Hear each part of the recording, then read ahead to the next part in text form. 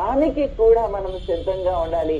ఎందుకు అంటే దేవుడు మనల్ని ఆ స్థితికి ఏర్పరిచారు కాబట్టి ఆ స్థితి నుండి వేరే స్థితికి వెళ్ళడానికి మనము తాపత్రయ పడకూడదు అని మనవి చేస్తూ ఉన్నాను. ఒక్కొక్కసారి మన డిజైర్ ఎలాంటి వాక్యాలు విన్నప్పుడు అనిపిస్తుంది, ఓకే ఒక రోజు దేవుడు నన్ను ఇక్కడ కూర్చోపెడతాడు, ఒక రోజు నన్ను ఏలే వ్యక్తిగా చేస్తాడు, ఒక రోజు నన్ను బోధించే వ్యక్తిగా చేస్తాడు, ఒక రోజు నేను ఇలా అంటే అలా పనులు జరిగిపోయే వ్యక్తిగా నన్ను చేస్తాడు అనుకొని మనము ఎదురు చూస్తూ ఉన్నాం అనుకోండి, అది జరగలేదు అనుకోండి, ఒక 5 సంవత్సరాలకి జరగలేదు, ఒక 10 సంవత్సరాలకి జరగలేదు, కంప్లీట్ ఒక విశ్వాసగానే మిగిలిపోయాము, లేదా కంప్లీట్ గా మనము ఎందుకు పనికిరాని వారిగానే ఉండిపోతూ ఉన్నాము, అసలు గుర్తింపే రావట్లేదు కాదు కదా, ఇంకా కొంచెం వెనక్కి తరుముతున్న వారిగా ఉంటున్నాము.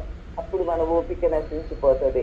అప్పుడు మనం భక్తి కంప్లీట్ గా రూయిన్. అది భక్తి కాదండి. భక్తి మనల్ని వీడిపోతుంది అంటే అది భక్తి కాదు. సహనము మనల్ని వీడిపోతుంది అంటే అది సహనము కాదు. దీర్ఘశాంతము మనల్ని వీడిపోతుంది అంటే అది దీర్ఘశాంతము కాదు.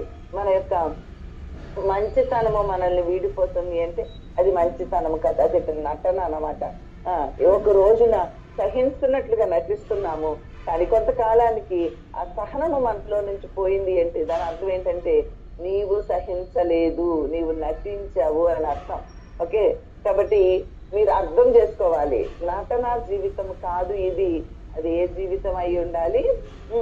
రియాలిటీ అయి ఉండాలి. రియాలిటీ అనేది ఎప్పటికీ ఎన్ని సంవత్సరాలకి మనం కోరుకున్నది మనకు రాకపోయినా మనము మాత్రం ఏం చేస్తాము అంటే మౌనంగా ఉంటాం. కానీ మన సహజ స్థితి అయిన ఆ మంచితనాన్ని మనం కోల్పోము, ఆ దేవుని ఆత్మను మనము కోల్పోము.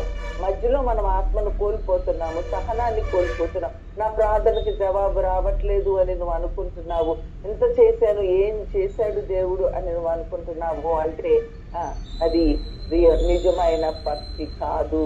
నీది నిజమైన భక్తి అయితే నువ్వు అడిగింది దేవుడు ఇవ్వకపోయినా ఓకే, దేవుడు నాకు ఇంతే ప్రసాదించాడు, నేను ఎలానే ఉంటానులే, చాలులే, దేవానికి వందనాలు, మేబీ